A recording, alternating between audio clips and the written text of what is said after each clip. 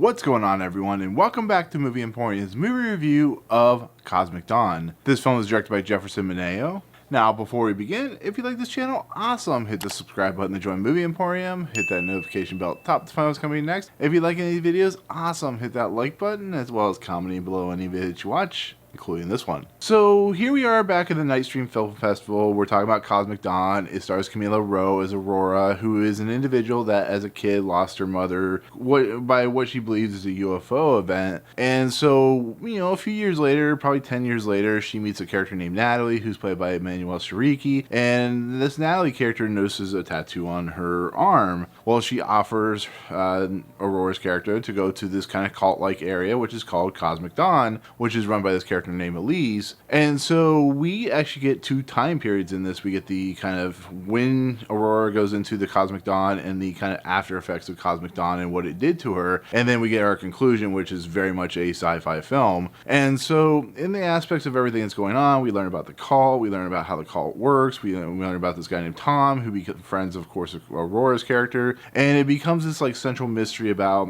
what exactly is Aurora believing, what is the truth, what is not the truth, and how we view ourselves in a world where we use our beliefs and our concepts and our theories to kind of impact the world around us. But it's also done in a cult-like status, think of like Heaven's Gate or something like that. So, like I said before, going to the Nightstream Film Festival, a lot of times the film festivals of this caliber present films that you may never even heard of. It's like I've never heard of a lot of these films, but what makes it so nice is that a lot of these films are like diamonds in the rough, where you find some truly special films like Beyond the Infinite 2 Minutes. So something like Cosmic Dawn, I noticed it was in other film festivals, so I'm like, I want to check it out, I want to see what it's about. I love the kind of the tagline behind it, the description on IMDb. And similar to something I want to say like Mandy or maybe Midsummer, this film is fascinating in the simple fact that it uses cults for more than cults. It uses them as a way to kind of portray a character and how the concepts of theories about how we portray ourselves and how we try to find our place in the world, and the places that we find are not necessarily the things that we should be finding, but sometimes that's why we have to learn the lessons. And sometimes that, that effect and that causality of trying to find our place will eventually get us to a certain degree to where we feel,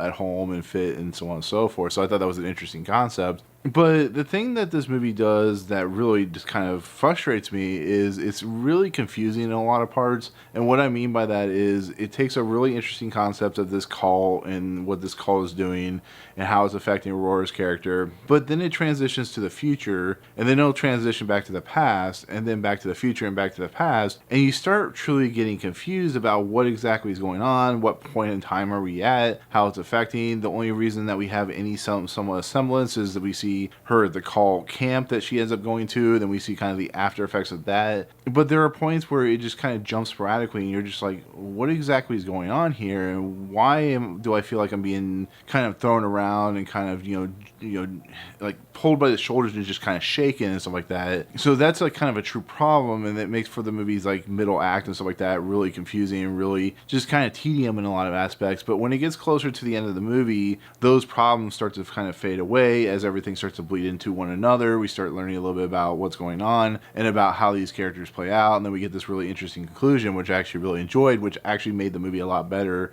than what I was going to originally give it, which was not a very good review. But I still think it's a movie that has some really interesting, fascinating concepts and really some interesting ideas. I think the world is very cool and colorful. It has a lot of like I want to say like if you looked into a crystal, the rays of color and spectrum and stuff like that. And it has this really interesting feel to it, where it uses like pop music and it uses synthesizer. I can't pronounce that word for some reason. Where the composer of this film is Alan Howarth, and Alan Howarth, of course, is known for working with John Carpenter, doing the scores for some Halloween movies as well as Escape from New York. So you get that like very synthesizer feel to it, and the music's very kind of it almost makes you unsettled and it almost makes you uncomfortable because of the not only the nature of the cult-like status, but the music kind of it pulls you in and kind of makes you feel almost otherworldly in a lot of aspects, which is really interesting. And then when it comes to like the cast, I think Emmanuelle Chriqui is fine. She's usually pretty fine in everything she's in. The main lead actress, Camille Rowe, of course, who plays Aurora, I think she is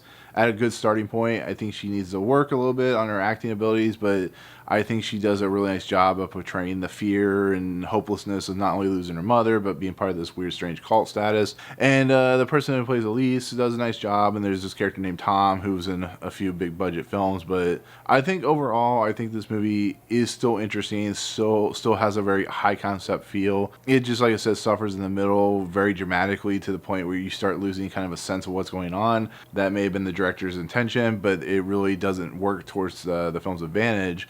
But I still think, in the end, it's still a movie worth watching to the payoff at the very end, which is very interesting and very in tone with what the movie's trying to do. I just think it suffers a little bit. So that'll do it. That'll be my take on Cosmic Dawn. Thank you so much for watching. In the comments below, what is your favorite strange, weird sci-fi movie? This is a very strange, weird sci-fi movie. So what is your favorite weird sci-fi strange movie? And yeah, that'll do it. Anyways, if you like what you see on this channel, hit the subscribe button to join Movie Emporium. Hit that notification bell at the top to find what's coming next. If you like any of the videos, awesome. Hit that like button, and we'll see you guys on the next video. Peace out.